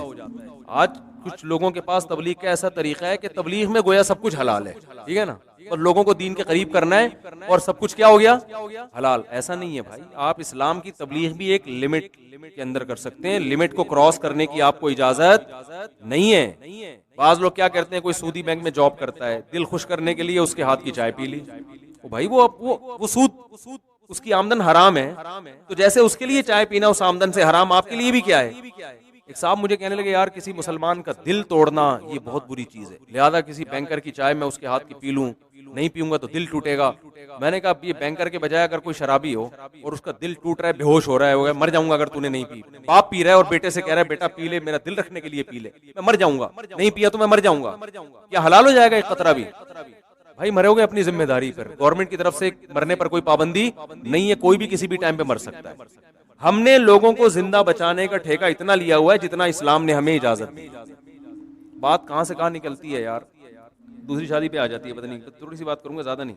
एक साहब किसी बेवा से शादी कर रहे थे, उस बेवा का कोई बेचारी का पूछने वाला नहीं था। ऐसी बेवाएं बहुत हैं मार्केट में। वो दूसरी शादी करके उसका घर बसा रहे, और उस बेवा का बयान ये था कि अगर ये मुझसे शादी ना करता मैं लाजमी जिना में मुब्तला हो जाती। दफ्तर में हर आदमी टेढ़ी नजरों से देख रहा है उसको कि यार इसका शौहर तो मर गया, जवान लड़की बेवा हो गई थी। तो मेरे पास आए, मैं तो उल्टे उल्टे मशवरे लोगों को अल्हम्दुलिल्लाह देता रहता हूँ। मैंने कहा यार आपको अगर पसंद है तो आप शादी कर लो। उसने कहा मेरी बीवी खुदकुशी की धमकी दे रही है। मैंने कहा मरने दो उसको, आपको गुनाह बोलो, उसके हुकूक में कोई कोताही ना करो, आप हुकूक में कोताही ना करो। आप बोलो भाई इससे शादी करके मैं तुम्हें भूलूंगा नहीं, तुम्हारा खर्चा पानी कम नहीं होगा, पूरा इंसाफ होगा, बल्कि मैंने कहा और ज्यादा प्रोटोकॉल दो थोड़ा सा उसको। लेकिन एक शरीयत का हुक्म है, एक औरत मर रही है, जिना में मुब्तला हो रही है, कोई उसका रिश्ता नहीं आ रहा, अब एक बात तय हो गई है, आपको अल्लाह ने पैसा भी दिया है, अलग घर भी दे सकते हो, फिर भी अगर कोई खुदकुशी करके मरता है तो गवर्नमेंट की तरफ से मरने पर कोई पाबंदी नहीं है। इन चीजों से घबराना नहीं चाहिए। तो ये मैंने दूसरी शादी की मिसाल जो दी है ना, ये बात समझा, और फुकहा ने ये लिखा है। असल में मैं उसूल समझाना चाह रहा हूँ। दूसरी शादी तो बहुत दफा समझा चुका हूँ मैं। असल में उसूल कि आप अगर सही करने जा रहे हैं और वो सही करना बहुत जरूरी भी है, या तो है ना बहुत जरूरी ना हो, फिर ठीक है लोगों की रियायत करो। हर फर्ज का, हर अच्छा काम करने का नहीं होता, बाज दफा अच्छे काम में नुकसान ज्यादा होता है। तो ऐसे मौके पे मशवरा ये दिया जाता है कि यार कोई फर्ज वाजिब तो है नहीं, थोड़ा बहुत सवाब है ना, तो सवाब में नुकसान भी हो रहा है तो छोड़ो इतना काम करो जितना बर्दाश्त कर सकते हो। लेकिन एक चीज ऐसी है जिसके मुआशरे में बड़ा नुकसान हो रहा है, फिर उसमें लोगों की परवाह नहीं की जाएगी। जो मरता है वो अपनी जिम्मेदारी पे मर रहा है, गवर्नमेंट की तरफ से मरने पर कोई पाबंदी नहीं है। ये आजकल इस मामले में भी बहुत होता है। लड़कियां कहती हैं वो फला हम पे आशिक हो गया है, अब वो कह रहे हैं अगर आपने मुझसे शादी नहीं की तो मैं अपने आप को गोली मार लूंगा। ये बॉयफ्रेंड गर्लफ्रेंड में ऐसा सेटअप चल रहा है। वो दफ्तर में आशिक हो गया और मेरे अब्बा शादी पे मान नहीं रहे हैं और वो तो मर जाएगा। तो मैं कहता हूँ आपके अब्बा का नाम मानना इसकी अलामत है कि वो आपके लिए मुनासिब नहीं है, क्योंकि अब्बा का तजर्बा ज्यादा होता है। बाप अपनी बेटी के लिए जितना अच्छा सोचता है कोई नहीं। लड़कियां तो बेचारी चंद लफाजी में आ जाती है ना, मर जाएगा तो क्या होगा, मैंने कुछ भी नहीं होगा। बहुत सारे लोग दुनिया में मर रहे हैं, आप जाके ईदी सेंटर देखो, मुर्दा खाने भरे हुए, एक मुर्दे का उसमें क्या हो जाएगा, इजाफा हो जाएगा। कोई टेंशन न लो इन चीजों की। आप जो उसूल है ना उस पर समझौता ना करो। उसको इश्क हुआ है, आपको थोड़ी हुआ है इश्क, और अगर हुआ हुआ भी है तो गलत हुआ हुआ है ना, ऐसी हर जगह थोड़ी इश्क हो जाता है। तो लोग आजकल इस तरह बहुत करते हैं कि उसको यूं हो गया तो इसके जिम्मेदार तुम होगे, उसको यूं हो गया तो उसके जिम्मेदार तुम होगे। भाई हम जिम्मेदार जब होंगे जब हम गलत कर रहे हो। हम अगर जायज हक का मुतालबा कर रहे हैं, फिर किसी को कुछ भी किसी भी टाइम पे हो जाए, हम जिम्मेदार नहीं होंगे। विरासत के झगड़ों में भी ऐसा होता है। एक जगह जैसे केस होते हैं, बड़ा भाई विरासत खा जाता है ना, बहुत ज्यादा खा गया, तो छोटा भाई कहता है अगर मैंने बड़े भाई से विरासत मांगी तो रिश्तेदारी टूटेगी, दिल दुखेगा, वो डिप्रेशन का मरीज है, वो स्ट्रेस का है। मैं कहता हूँ भाई उसको अगर डिप्रेशन हो रही है ये उसका हेडेक है, क्यों डिप्रेशन हो रही है, किसी का हक है तो दो ना उसको। मैंने कहा आप मुतालबा करें, अगर वो टेंशन से मर भी गया तो ना रिश्तेदारी तोड़ने का गुनाह होगा, ना उसको कत्ल करने का गुनाह होगा, बल्कि उसको मरने का गुनाह होगा। क़यामत में अल्लाह कहेगा कि ट्रक के नीचे आके मरता, बात समझ में आती है, कोरोना से मरता समझ में आता है, तूने किसी से पैसे देने थे, उसने तुझसे मांगे और तू मर गया, तुझे शर्म नहीं आई इस बात पे मरते, उसको मरने का गुनाह होगा। तो आप दूसरी करते हैं, बीवी खुदकुशी से मरती है तो उसको एक तो खुदकुशी का गुनाह, तो दूसरा कोई खुदकुशी किसी बात पे करो ना।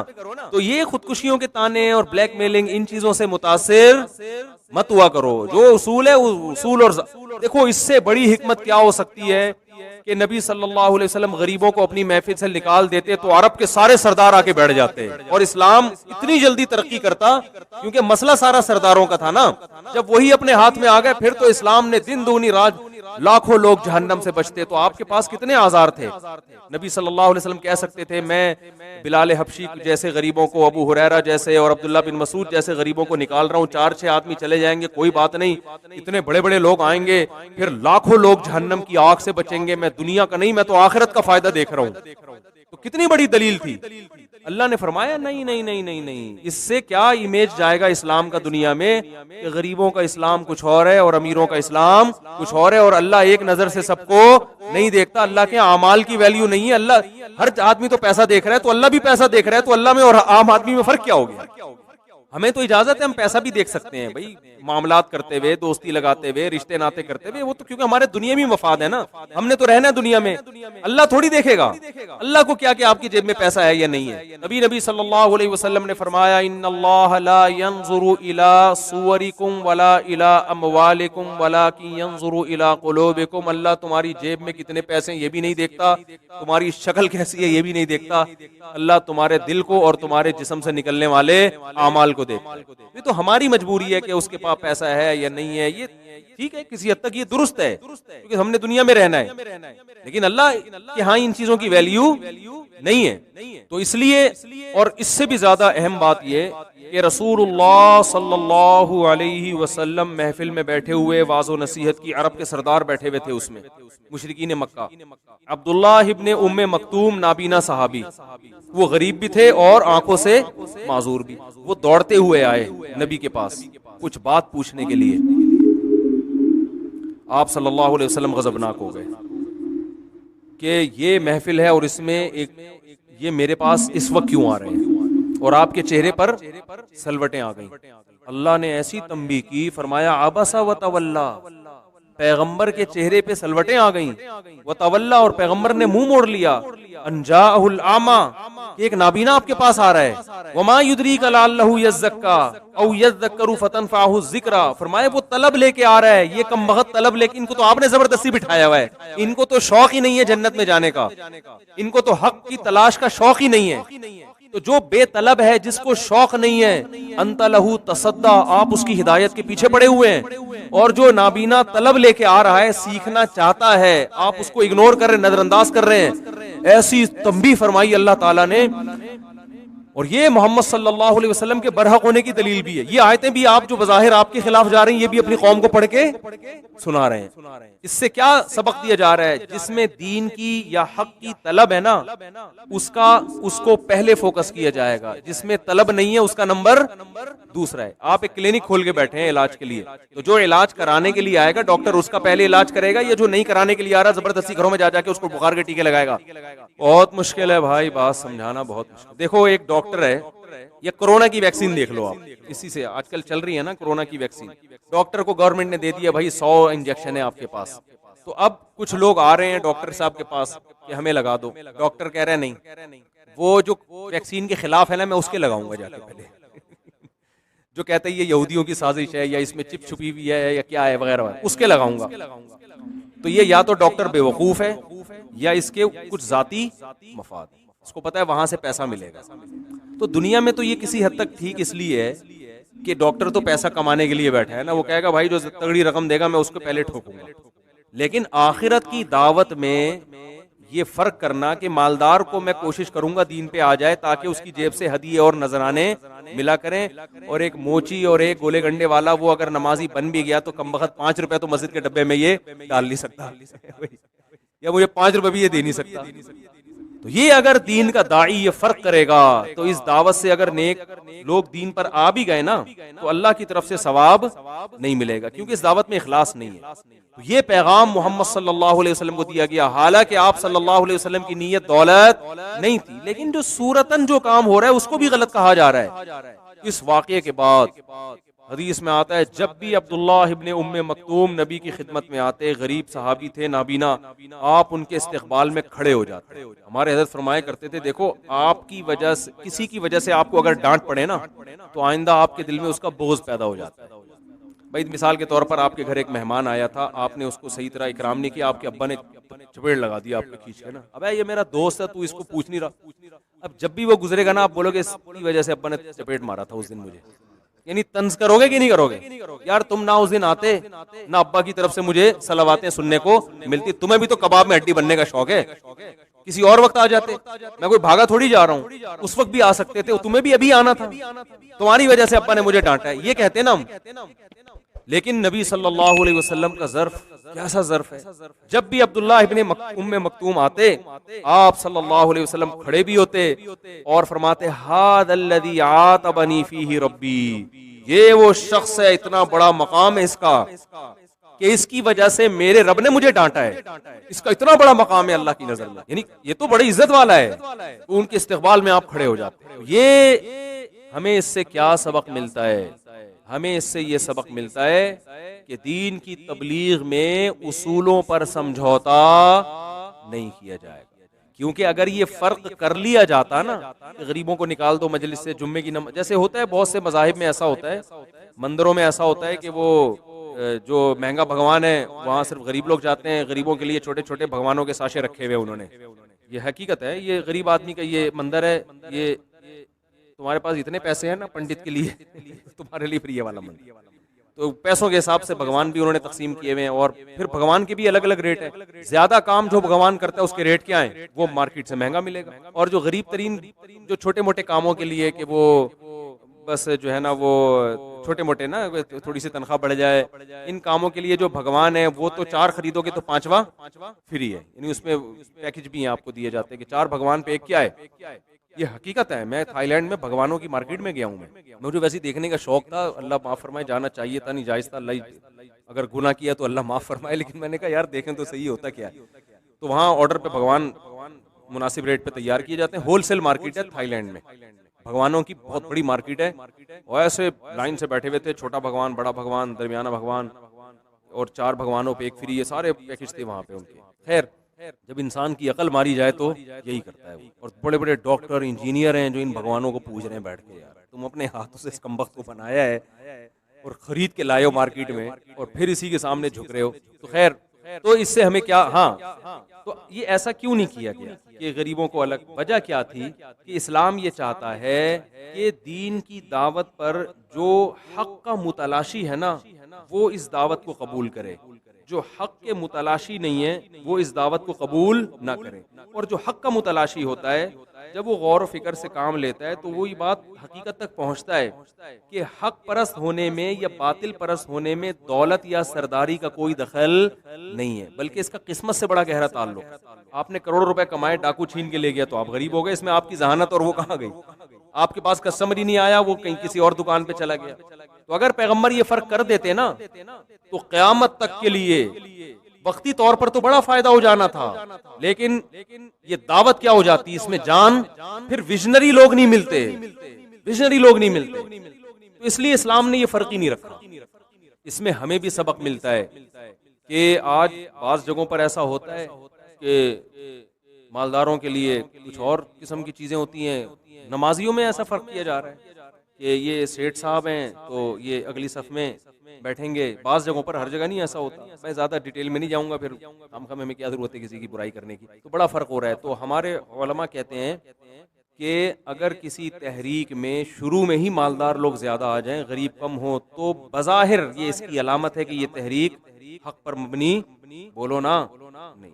अगर शुरू में ज्यादा मालदार आ गए ना तो ये इसमें इस बात का इम्कान है कि इसमें दाल में कुछ क्या है, काला काला। एक मशहूर फितना परस्त प्रोफेसर हैं, दौलतमंदों में उनके बयान बहुत सुने जाते हैं। वजह क्या है, उन्होंने इस्लाम को इतना आसान बना दिया कि अब डिफेंस और क्लिफ्टन के लोगों के लिए भी वो काबिले कबूल हो गया। शोबिस की दुनिया से ताल्लुक रखने वाले लोगों के लिए भी वो क्या हो गया, इस्लाम आसान हो गया। एक प्रोफेसर ने फतवा दिया था दाढ़ी काटना जायज है। बहुत से लोग दीन पर आ गए कि चलो दाढ़ी रखना भी जरूरी नहीं है। तो एक साहब मुझे कहने लगे कि देखो मौलवी लोग इतनी शिद्दत करते हैं, दाढ़ी भी इस्लाम में जरूरी है और ये भी जरूरी, पर्दा भी जरूरी, उसकी वजह से कितने पढ़े लिखे लोग हैं जो इस्लाम में नहीं आ रहे, और फलां की तहरीक में देखो बहुत सारे लोग इस्लाम में आ गए हैं। मैंने उनसे कहा कि दीन में चेंजिंग करके आप अरबों खरबों लोगों को भी अगर इस्लाम में ले आओ ना तो ये लाना मोतबर नहीं है, ये अल्लाह की नजर में पसंदीदा नहीं है। चेंजिंग करके थोड़ी, इस्लाम जैसा 1400 साल पहले था वैसे, हाँ ये आप कह सकते हैं भाई जिसकी दाढ़ी नहीं है बुरा ना कहो उसको, हो सकता है दिल में हमसे अच्छा हो वो कोई ऐसी नेकी जो उसको अल्लाह को पसंद आ जाए, लेकिन इस बेस पर लोगों को खुश करने के लिए आप दाढ़ी को मजहब से निकाल दो, आप गाने बजाने को, शोबिस में, ड्रामे फिल्मों में एक्टर बनने को हलाल कह दो। एक मशहूर एक्टर ने तौबा की, नाम भी जानते हैं सबको, मैं भी नाम नहीं लूंगा बिला वजह, अच्छा नहीं है, सब जानते हैं उनका नाम। शोबिस की दुनिया से तौबा की उन्होंने, उन मशहूर प्रोफेसर का बयान, तौबा कर ली, इस्लाम पर आ गए, नमाज रोजा सब। वो मशहूर फितना परस्त प्रोफेसर है, उनका बयान सुना तो उन्होंने कहा इस्लाम में मौसीकी भी बिल्कुल जायज़ है, इस्लाम में शोबिस तो ये तो एक जीनत है और एक किरदार है। अगर आप मुआशरे में फिल्मों के जरिए एक अच्छी चीज़ को प्रमोट कर रहे हो, फिल्मों में वफा, वो मैं उनके मफहूम को अपनी जबान में बयान कर रहा हूँ। देखो हर बुराई पे ना हिकमत और मसलहत का लेबल लगा के उसको अच्छा किया जा सकता है। जैसे यही हीरोइन अगर अमेरिका बेचना चाहेगा ना फ्यूचर में, तो वो इस पे एंटी डिप्रेशन की टेबलेट बना के इसको बेचना शुरू कर देगा। अमेरिका की मिसाल दे रहा हूं कि पावरफुल है ना, इसलिए मैं नहीं कह रहा कि अमेरिका ऐसा करेगा, लेकिन अगर वो चाहेगा ना तो डंडा उसके पास है, तो डंडे के जोर से दुनिया में कुछ भी किया जा सकता है। तो फिर वो क्या करेगा, हीरोइन को क्या कह देगा, एंटी डिप्रेशन। ये सफूफ है, हकीम होगा तो कहेगा सफूफे दफाए जहनी दबाओ ठीक है ना, जहनी दबाव को दफा करने का क्या ही है, सफूफ है। प्योर टेंशन क्या हो जाएगी, खत्म। चरसी से किसी ने पूछा कि हमने सुना है कि आपको चरस पी के ऐसा लगता है कि आप चांद पे हो, तो उसने कहा भी कहाँ बैठा हुआ हूं मैं, तो चांद पे तो बैठा हुआ हूं, लगता क्या मैं हूं चांद पे इस वक्त। तो आप बताओ, एक साइंसदान चांद पे अरबों खरबों रुपए खर्च करके पहुंचते हैं, एक सुट्टा लगाने से अगर आदमी चांद पे पहुंच जाए तो वो बेहतरीन चीज है, वो तो हलाल होनी चाहिए फिर। तो ये भी इसमें दाखिल है कि आज बहुत से प्रोफेसर टाइप के लोगों ने, हर प्रोफेसर बुरा नहीं होता, कराची यूनिवर्सिटी के बड़े अच्छे प्रोफेसर थे, इस्लामिक यूनिवर्सिटी के, वो मुझे आया कहने आप प्रोफेसरों को रगड़ते रहते हो। मैंने कहा हर प्रोफेसर को थोड़ी, ये जो नाम नेहात प्रोफेसर हैं और इन्होंने इल्म दीन हासिल किया नहीं, आप डॉक्टर बने, आप इंजीनियर बने, आपने किसी और फील्ड में महारत हासिल की, वहां आप चले नहीं ज्यादा, तो आपने कहा यार यहाँ हमारी दुकान चल नहीं रही, तो चलो मौलवियों की फील्ड में क्या करो, टांग अड़ाओ, मुफ्ती बन के आप फतवे दे रहे हैं लोगों को। तो उन्होंने क्या किया, उस एक्टर ने तौबा की, तो उन्होंने कहा भाई फनकारी तो एक अपने फन का मुजाहरा है, ये भी एक एबिलिटी है, काबिलियत है कि आप ऐसा एक्टिंग करते हैं कि रोना नहीं आ रहा, रो के दिखा देते हैं। तो ये कोई, वो बेचारा दोबारा क्या बन गया, एक्टर। तो सारी चीजें वही कर रहा है जो पहले कर रहा था, लेकिन अब उस पे हलाल का लेबल लग गया। तो इनके यहाँ गुलकार भी ठीक है, कोई डांस कर रहा है, कोई गुलकार कर रहा है। अब ये गुलकार लोग क्या कहते हैं, जितने फिल्मी अदाकार होते हैं ये क्या कहते हैं, हम लोगों को एंटरटेन कर रहे हैं, स्ट्रेस और डिप्रेशन दूर कर रहे हैं। तो आप बताओ इंसानियत की खिदमत अच्छा काम है या नहीं है? लोग कहते हैं आगे से बहुत अच्छा काम है। देखो हम 3-3 घंटे की फिल्म दिखा के लोगों की स्ट्रेस और डिप्रेशन क्या कर रहे हैं। अगर ये 3 घंटे की फिल्म ना होती, टेंशन में बैठे हुए होते ही, सही है ना? कोई खुदकुशी कर रहा होता, कोई क्या कर रहा होता, और हम इसमें खैर को प्रमोट कर रहे हैं।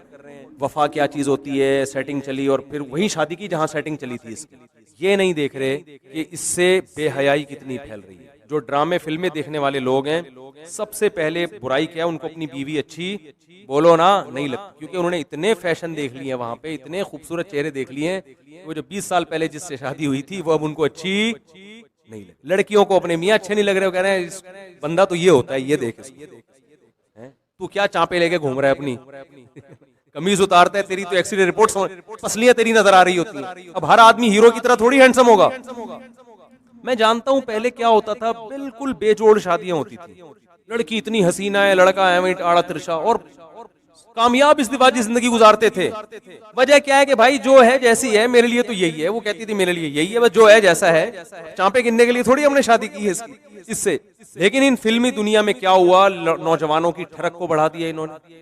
डांस लड़कियों के देख देख के, फिर वो हैंड प्रैक्टिस, और फिर वो जब उससे इंसान की तस्कीन नहीं होती हैंड प्रैक्टिस से, ये खूब समझ लें, ये वक्ती तस्कीन है, लेकिन ये नशा बढ़ता है, फिर वो जाएगा जिना की तरफ, लड़की नहीं मिलेगी, लड़कों से बदफेली करेगा, वो होमोसेक्स और इसके नाम पे जो तबाही फैल चुकी है माशरे में, वो सारी दुनिया के सामने। उसमें इस मीडिया का सबसे बड़ा दखल, और जो अखलाकी बुराइयां, एक मैसेज तो उस ड्रामे में अच्छा होता है, मगर उस एक अच्छे मैसेज को दिखाने के लिए जो 20 बुराइयां दिखाई जाती हैं, सास बहू घर से भाग गई, उसका फलां से चक्कर चल रहा है, उसका फलां से चक्कर चल रहा है, इस किस्म की जो चीजें जिससे माशरे में सब देखते हैं यार अगर हमारा भी इतनी औरतों का चल गया तो हमारा भी चल गया तो कोई बुरी बात नहीं है।